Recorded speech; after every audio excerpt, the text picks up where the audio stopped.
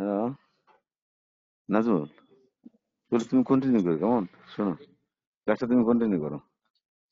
আমি শুরু করে তুমি কন্টিনিউ করবো এরিয়াতে। এই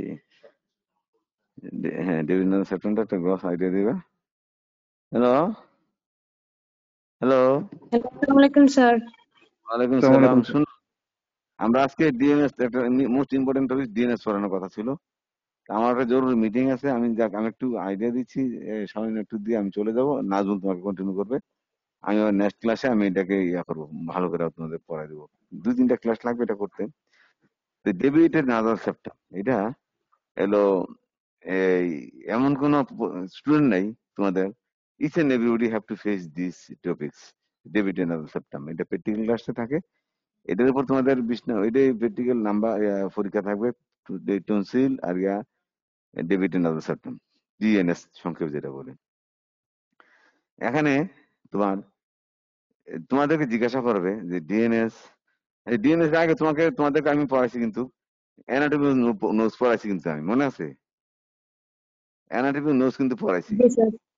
হ্যাঁ, তো নদীর মধ্যে বিশেষ করে এই ডেভিডের নাজাল সেপ্টাম, কি জিনিসটা কি, এটা হলো নাজাল সেপ্টামটা আছে, আপনার বুনি পার্ট এন্ড কার্টিলেজের পার্ট, এই দুইটা পার্টের কোন সময় দুইটা পার্ট একসাথে অত ইন্ডিভিজুয়ালি একটা পার্ট তোমার বেশি বেড়ে যায়, প্রপোর্শনালি অন্যান্য বোনের সাথে রেপিডলি বেড়ে যায়। বেড়ে গেলে যে ভিতরে যে অ্যাকোমোডেশন হওয়ার কথা যতটুকু জায়গা, অ্যাকোমোডেশন না হইয়া এটা বাঁকা হয়ে যায়। এই বাঁকা হয়ে যাওয়াটার নাম হলো ডেভিড নাজাল সেপ্টাম। এখন ডেভিড নাজাল সেপ্টামের কিছু ক্রস থাকে। Then এক নম্বর কথা হলো এটা inproportional growth of the septum and cartilage, septum cartilage.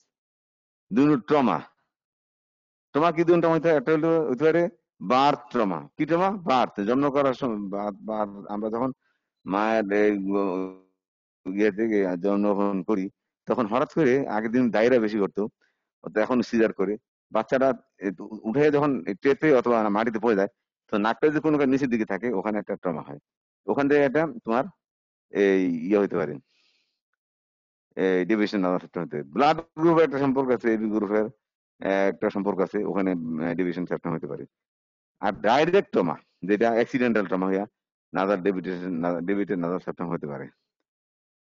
কথা বুঝতেছে না, বুঝো নাই? আর কোনো কারণে যদি এক সাইডে নাদাল গ্রোথ থাকে, নাদাল মাস থাকে, এক সাইডে নাদাল মাস থাকে, এই নাদাল মাসের প্রেসারও সেপ্টেমটা অন্য সাইডে ডিভিশন হয়ে যেতে পারে। তাহলে এক সাইডে নাদাল কেভিটি যদি কোনো মাস থাকে, মাসের প্রেসারও তোমার ডেভিটেড নাদাল সেপ্টাম হতে পারে। এই হলো গ্রসলি আমাদের কথাগুলো হলো ডিভিশনের কজ গুলা। আর পরের কথা যেটা আসে যে ডেভিটেড নাদাল সেপ্টামের সিমটম কি থাকে, সিমটম গুলা সবচেয়ে ইম্পর্টেন্ট। তোমাকে জিজ্ঞাসা করবে তোমার রোগী তুমি কি পাইছো, কেস কি, তুমি বলবা my patient is deviated nasal septum right side with hypertrophy turbinate on the left side. এই কথাগুলা এরকম এরকম নাজুলটা পড়াবে, আমি আচ্ছা আসতেছি আবার। তোমরা কি শুনতে পাচ্ছ? জি স্যার।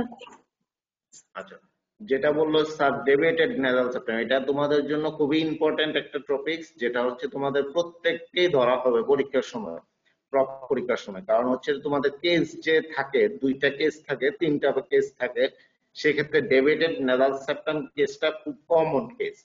আর একটা হচ্ছে ক্রনিক টনসিলাইটিস, দুইটা কেসই খুব কমন কেস। সেজন্য তোমাদেরকে প্রত্যেককেই ডেবিটেড নেজাল সেপ্টাম পড়ে আসতে হবে পরীক্ষায় পাশ করতে চাইলে। আর যদি মনে করো যে না আমার পাশের দরকার নেই, সেক্ষেত্রে না পড়ে আসলেও চলবে আর কি। কারণ হচ্ছে তোমাদের কেস দিয়ে প্রথমে ফাইবার শুরু হবে, দেন হচ্ছে তোমাদের পার্ট কোশ্চেন ধরা হবে। তো স্যার যেটা বললো যে ডেভিয়েটেড নেজাল সেপ্টাম, তো ডেভিয়েটেড নেজাল সেপ্টাম মানে হলো গিয়ে ডেভিয়েশন হলো সেপ্টামটা যদি কোনো কারণে মিড লাইন থেকে সরে যায়, any deviation of the septum from the mid line is called হলো ডেভিয়েটেড নেজাল সেপ্টাম। মেইনলি কজগুলি যেটা ডেভিয়েশনে অনেকটা ইডিওপ্যাথিক কজও বলা হয়, তারপরেও আমরা যেটা বেশি ধারণা করি সেটা হচ্ছে এই ট্রমা, যেটা স্যার বললো ট্রমা, বার্থ ট্রমা হতে পারে, রোড ট্রাফিক অ্যাক্সিডেন্টের জন্য ট্রমা হতে পারে। মেইনলি হচ্ছে ট্রমার কারণে হচ্ছে যে আরো বেশি ডেভিয়েশনটা হয়। আর যেটা হলো সাইন সিমটম, যে তোমার কাছে যে পেশেন্ট আসলো, তোমাকে যে ধরবে যে পেশেন্ট কি সমস্যা, তোমার পেশেন্টের বর্ণনা দাও বা প্রেজেন্ট দ্য কেস যখন বলবে, সেক্ষেত্রে তোমাদেরকে বলতে হবে যে পেশেন্টের সিমটম কি তোমার কাছে নিয়ে আসছে বা সাইন কি নিয়ে আসছে। সিমটমের ভিতর প্রথম যেটা, যে কোনো পেশেন্টই নোজের যেহেতু ডেভিয়েশন হচ্ছে, সেক্ষেত্রে পেশেন্ট তোমাকে বলবে যে নেজাল অবস্ট্রাকশন, যে বলবে আমার ডাক্তার সাহেব আমি আসছি, আমার নাকটা বন্ধ ছিল এতদিন যাবত, 1 বছর 5 মাস এরকম, নেজাল অবস্ট্রাকশন থেকে। তবে ডেভিয়েশন নেজাল সেপ্টামের ক্ষেত্রে ইউনিলেটারাল নেজাল অবস্ট্রাকশনটা বেশি হয়। বলবে যে আমার এক নাক বন্ধ ছিল, বা আমার মাঝে মাঝে 2 নাকে বন্ধ থাকে, আবার কিছুক্ষণ পরে এক নাক খুলে যায়, এক নাক বন্ধ থাকে। তো প্রথমে আসলো ইউনিলেটারাল নেজাল অবস্ট্রাকশন, দেন হচ্ছে তোমার nasal air flow decrease on the, যে আমার এই নাক দিয়ে শ্বাস সবসময় কম বাইর হয়। তারপরে নোজ থাকবে, দেন হচ্ছে তোমার হেডেক থাকবে,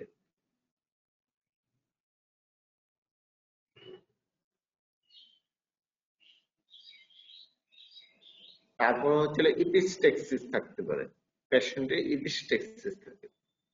তো ইউনিলেটারাল নেজাল অবস্ট্রাকশন, হেডেক, রানি নোজ, ইপিস্টেক্সিস। আর একটা হচ্ছে পেশেন্ট, বেশিরভাগ ডেভিয়েটেড নেজাল সেপ্টামের পেশেন্টের একটা কমপ্লেন থাকে, সে নাক। সাইনের ভিতর কি পাবা? সাইনের ভিতর যেহেতু সাইনের ভিতর আমরা কি পাবো? সাইনের ভিতর আমরা যদি আমরা নোজ এক্সামিনেশন করি, সেক্ষেত্রে আমরা পাবো হচ্ছে nasal septum is deviated to the, যদি এটা কেসের, যেহেতু তোমাদের কেস করানো হচ্ছে, সেক্ষেত্রে হলো ডেভিয়েশন টু দা, যে কোনো এক সাইড হবে deviation, either left or right.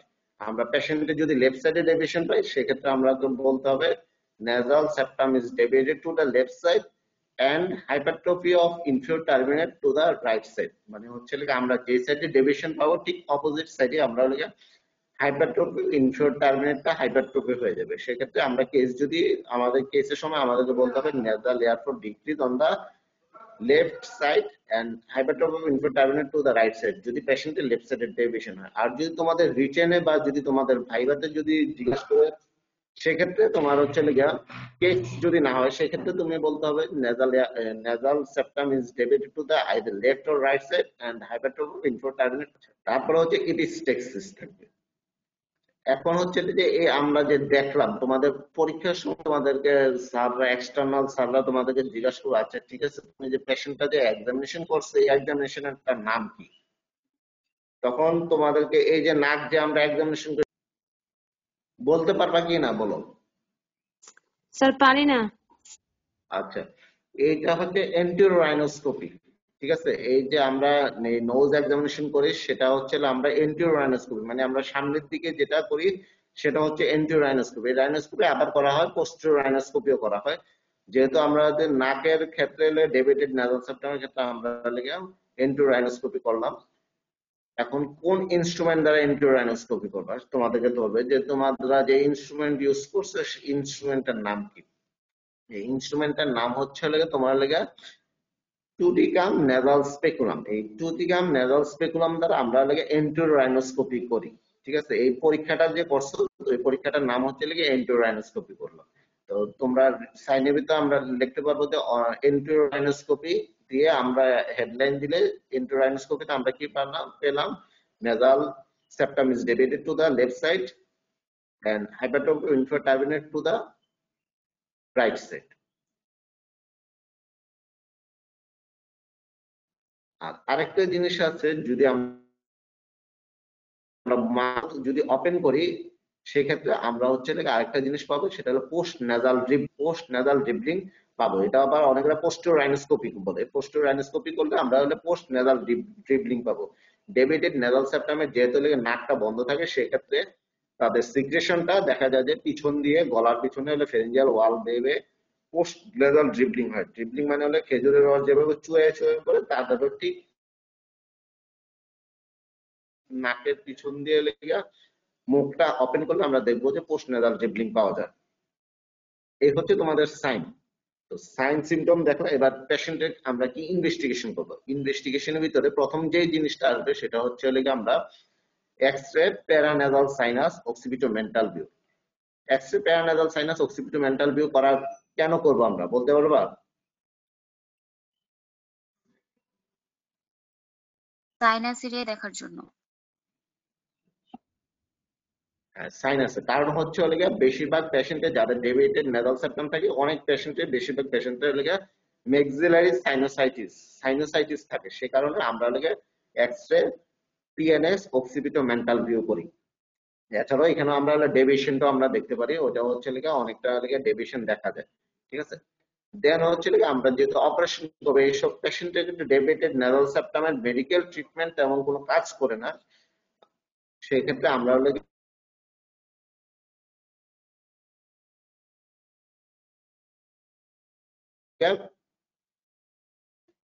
Surgical treatment আমরা করি। সেক্ষেত্রে পেশেন্ট যেহেতু তোমার কাছে ফার্স্ট ভিজিট যদি আসে, সেক্ষেত্রে তুমি বলো যে আমরা মেডিকেল ট্রিটমেন্ট, আপনার মেডিকেল ট্রিটমেন্টটা হবে না, ওষুধে কাজ হবে না, আপনার সার্জারি লাগবে। সেক্ষেত্রে পেশেন্ট দেখা যায় যে তোমার উপর একটু নাকশ হতে পারে। সেক্ষেত্রে আমরা পেশেন্ট আসলে সাধারণত চেম্বারে বা ক্লিনিকে দেখা যায় যে প্রথমে